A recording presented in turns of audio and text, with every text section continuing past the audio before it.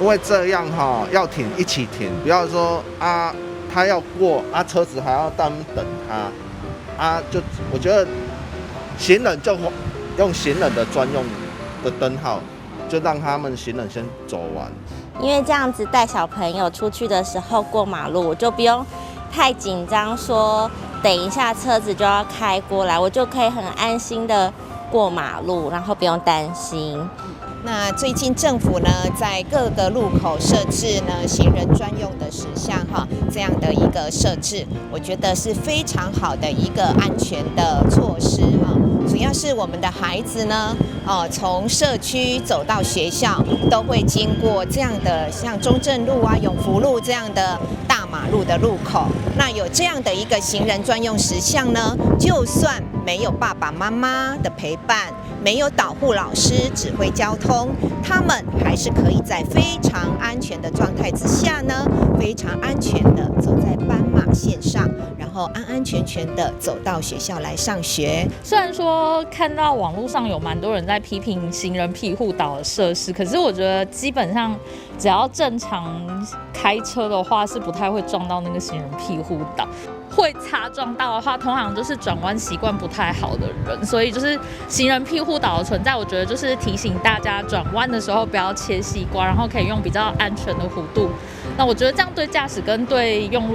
对行人来说都算是比较安全的一个措施。掌握施政3分钟，台南进步向前冲。所谓行人专用石像，就是在路口的行人要记得看我们的行人专用的号志，就是我们俗称的小绿人。车看这个3色号志，那人就看小绿人。那我们会把这个所有的路口的这些号志的时间，特别区分出一个时段给行人来用。那这个时候4个方向的汽车都会停止，汽车、机车都会停止。其实行人专用号志这件事情，在台南市过去其实就有在采用只是可能没那么普遍。那我想在今年大家重视行人通行路权的这个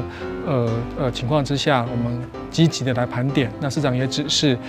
要以完成100个路口为目标。那我们首先在这个行人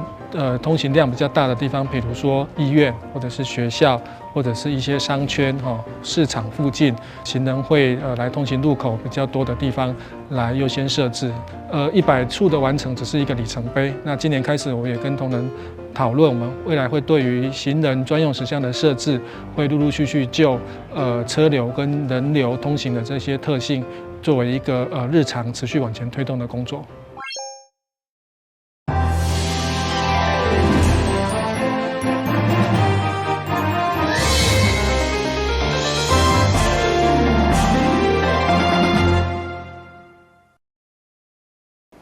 大家好，我是柯曼晶，欢迎收看3月26号礼拜日中嘉台南地方新闻。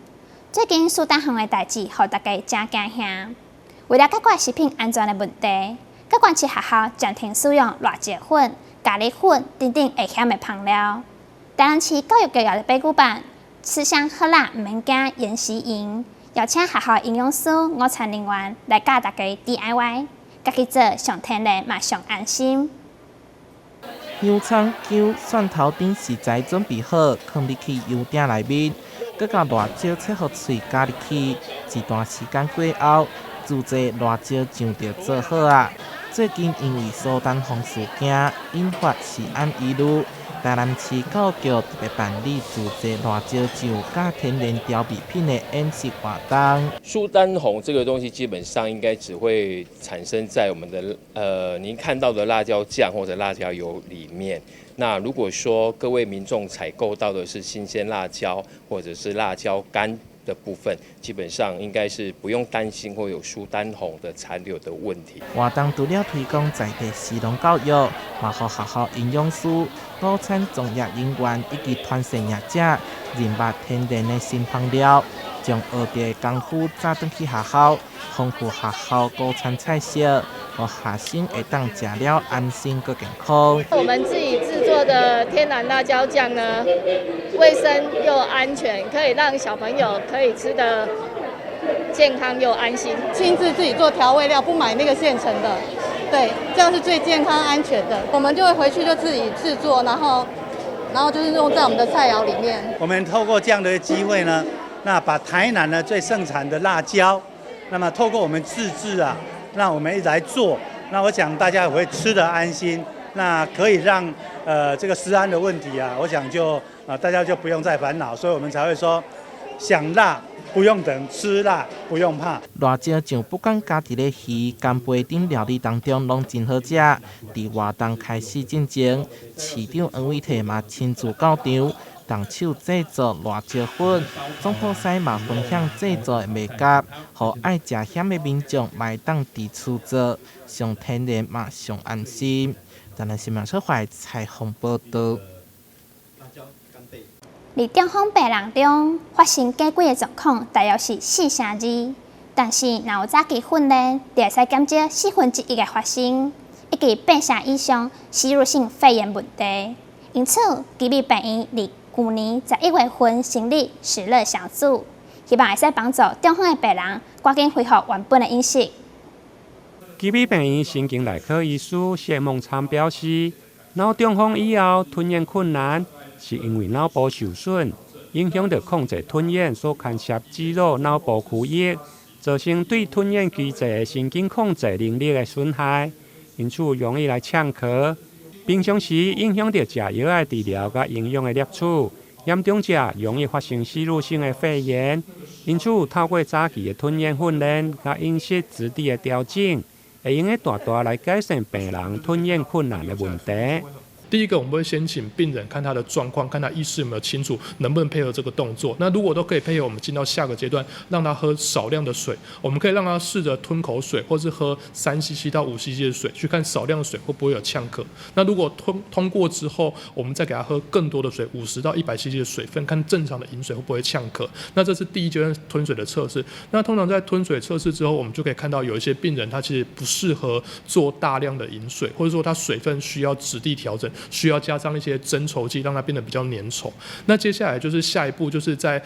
我们后面测试，就我们测试食物的吞咽方式。那一般标准吞咽的部分的话，也许我们可以用内视镜去看病人吞下去食物到底有没有都进到我们的食道里面去。那我们也可以用一些简单的餐食，像我们医院这边就是我们请营养科帮我们备就是不同浓稠度的餐食，让病人直接去试吃看看。当然这个部分需要病人他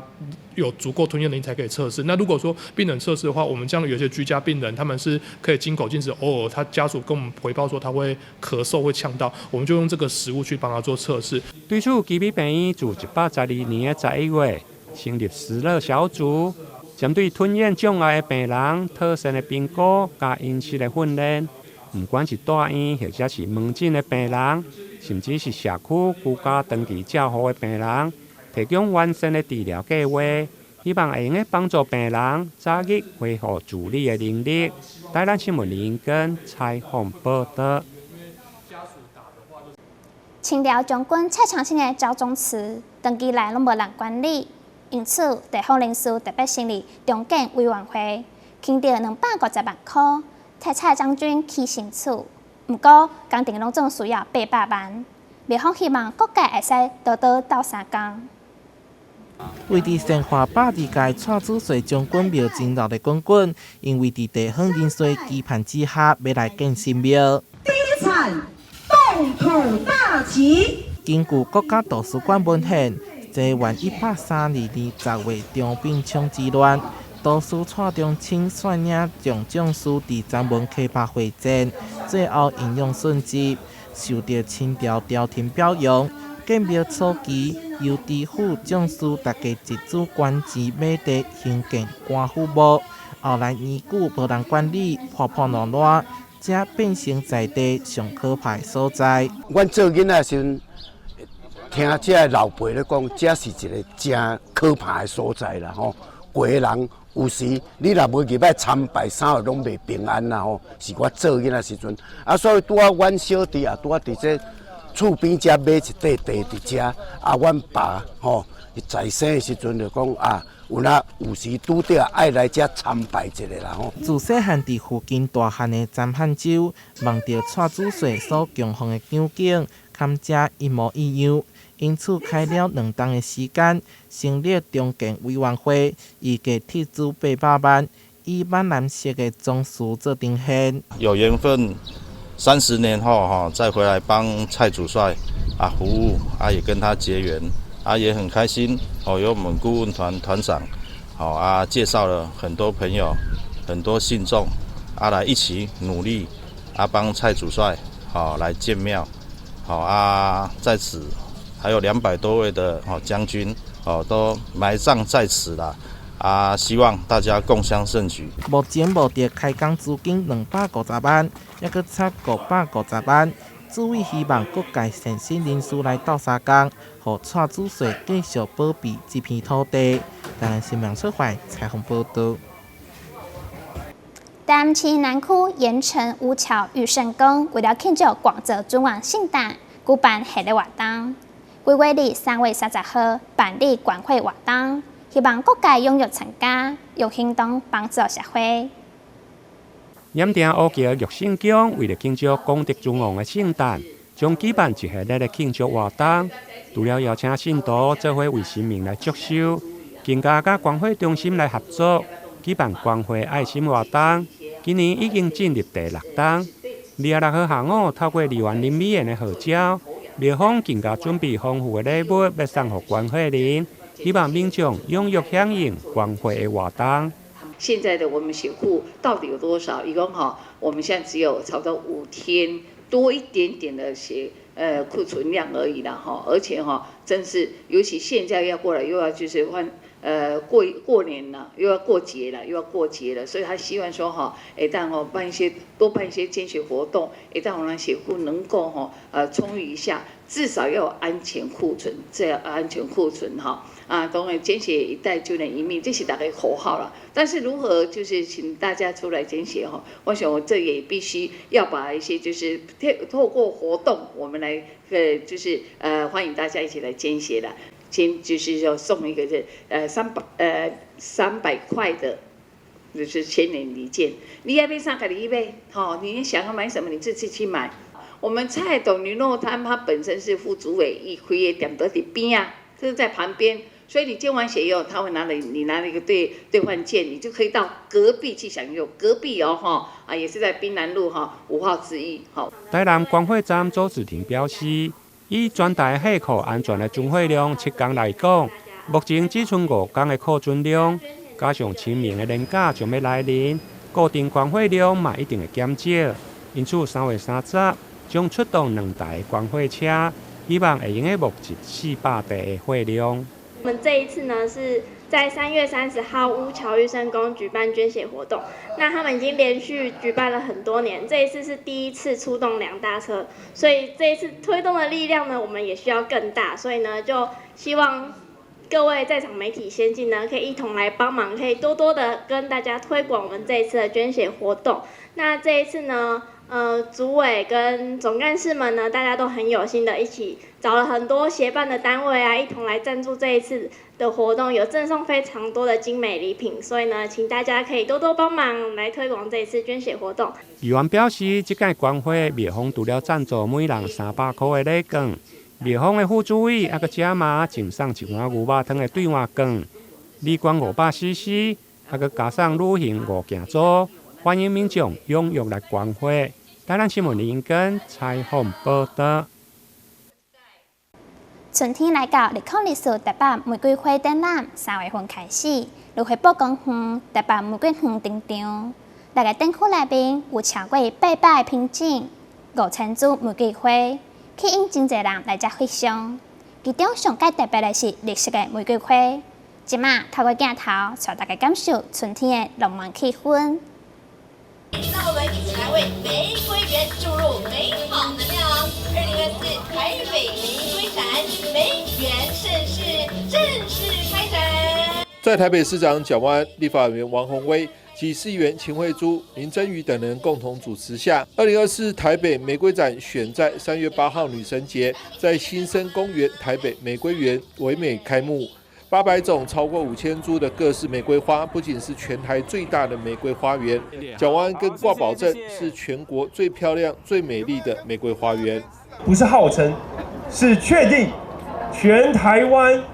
最大的玫瑰花园就在台北市，而且不只是面积范围最大，我跟大家挂包警，是全国最漂亮、最美的玫瑰花园，对不对？对。所以我敢这样讲，就不怕来比较，只怕你不来。好，所以欢迎所有市民朋友，或是其他县市的好朋友，来到台北市，都来我们新生公园欣赏这么漂亮的玫瑰花展。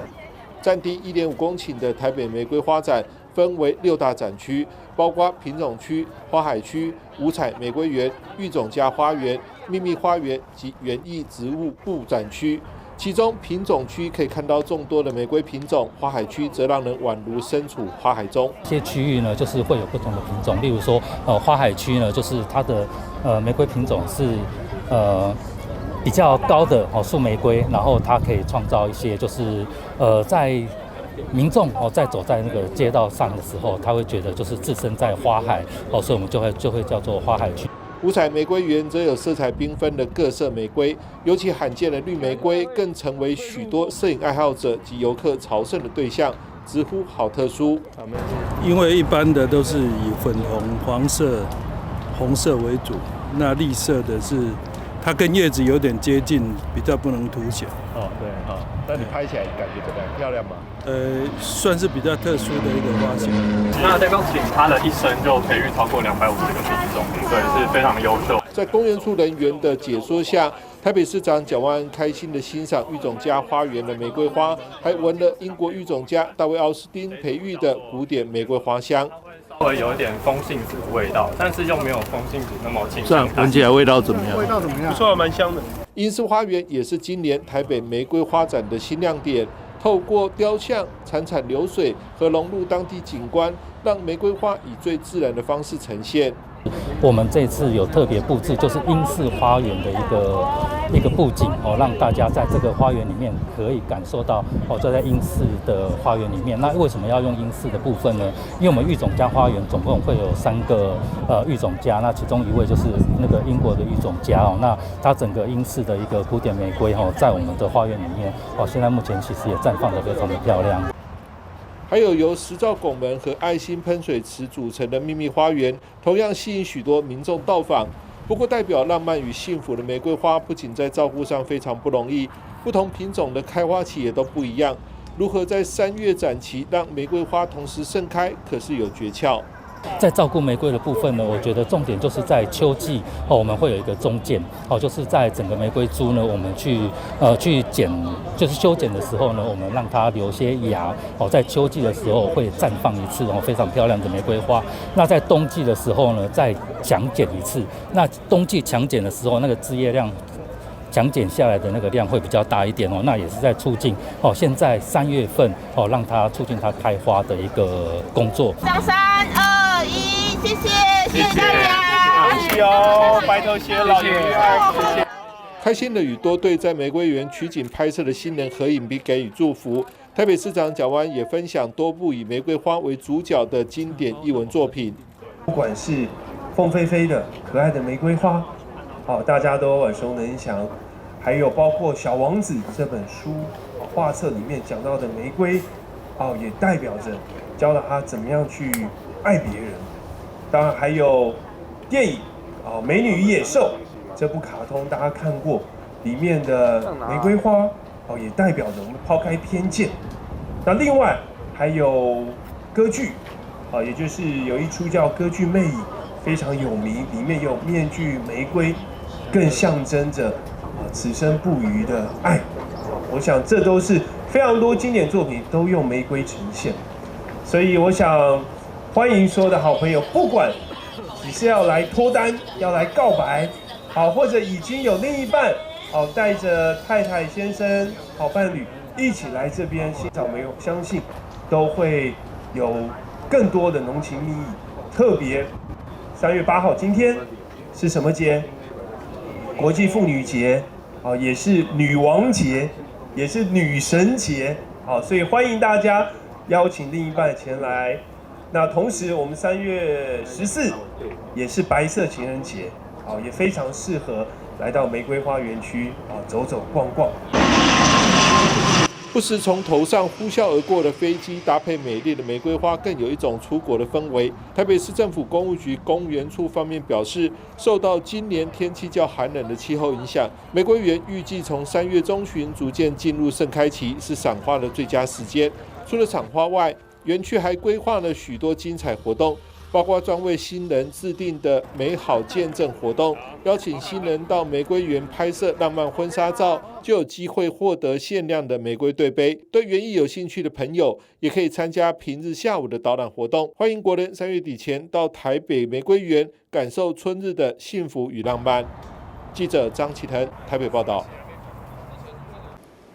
儿童节连续假日是要去对耍嘞。和平岛地质公园伫4月4号到4月5号2天，举办一连串关怀动物的活动，包括展览、讲座、体验活动。主办单位欢迎介意动物也是有动物伴的民众做伙来佚佗。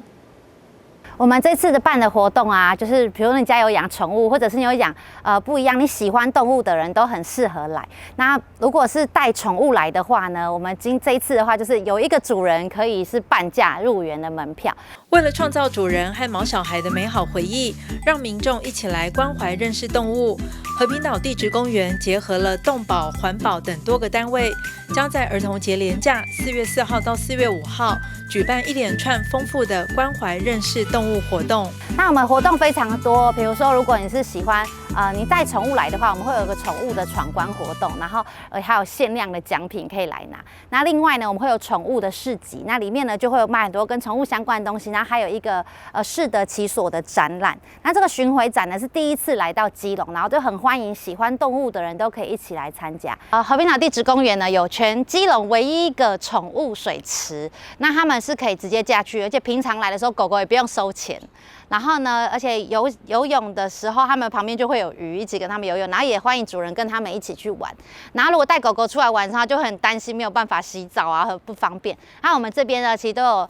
冲淋的设备，所以他们也都可以很方便来玩。但是大家要记得，如果带宠物来玩的话，尽量可以帮他准备救生衣，宠物的救生衣。那如果没有的话呢，公园这边也有提供租借的服务。那另外呢，我们也跟海洋大学的 USR 计划合作一个鱼苗放流的活动，所以如果你喜欢海洋生物的话呢，也可以直接来报名我们的那个鱼苗放流的活动。那另外还有这个潮间带生物的这个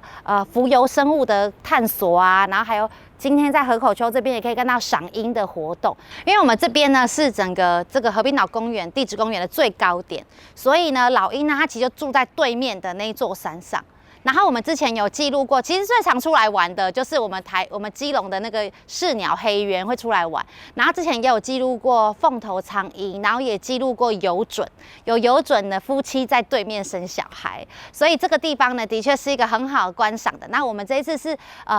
猛禽协会的，他们会专门来这边，然后带着大家怎么观察台湾的这些猛禽，然后也是免费的活动，所以欢迎大家可以直接到我们的官方网站上面去报名。如果想了解怎么照顾特殊宠物，这次也有免费讲座，提供丰富的知识。那另外呢，我们有非常多的讲座，就是比如说，如果大家家里面有兴趣想要养蜥蜴啊、乌龟啊，特殊的宠物想要来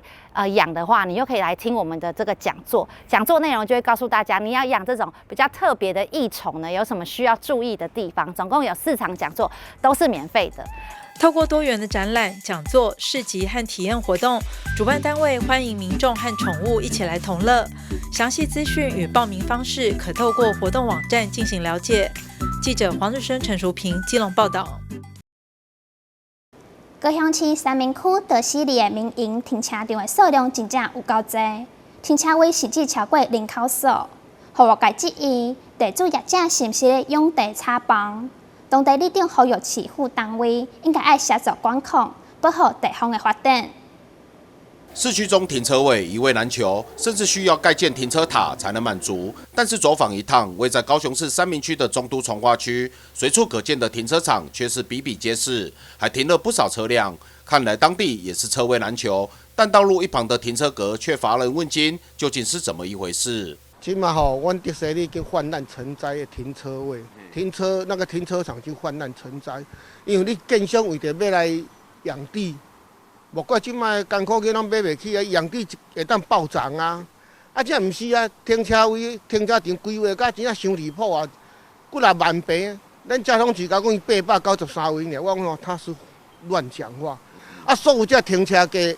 位吼，拢毋是，差不多99%都毋是阮这里咧停的，拢话拢伫建工路，伫对一世界人来遐停，Miss 馆迄边拢来遐停，煞变做我遮迪士尼变做停车场，这样是不好啦。你若讲来造街，吼来做美食街。我甲拍破，我欢喜到要死。当地里长林才旺表示，近年来随着都市的发展，德西里又是重划区，除了有新盖好的大楼外，也有正在施工的建案。根据民政局2024年的1月资料显示，里内登记总人口数为2319人，但民营停车场却已经超过20座，停车格更是都比里民多。外界也质疑业者养地炒房，让地方发展出现畸形现象。我们不是反对这停车场，已经泛滥成灾太多了啦。想过了，做每一条大路拢种停车场，就路看规位大小车一大堆，啊无大间，伊讲路边吼看到拢无人要停啦，大家拢停咧俗的啦。啊，你建设公司这样养地，我们交通局说这是咱的内政部交通局准的。我讲哪有这个地方的代志，讲到是内政部交通局去啊？所以我感觉吼，我们地方的交通局，有的人咧甲回答这个问题，我感觉有一点误差啦。虽然市府单位表示，民间业者符合相关规范才会发给停车场登记证，但里长气噗噗的跟记者表示，里内有占地3万多坪的停车场，工序上已经失衡外，同时也让地方发展的竞争出现严重落差，造成隔壁区里消费商圈逐渐成型，德西里却成为市区最大停车场域。希望市府要有所为，协助控制。记者李佳龙高雄报道。感谢您收看3月26号中嘉台南地方新闻，我是柯曼金，咱再会。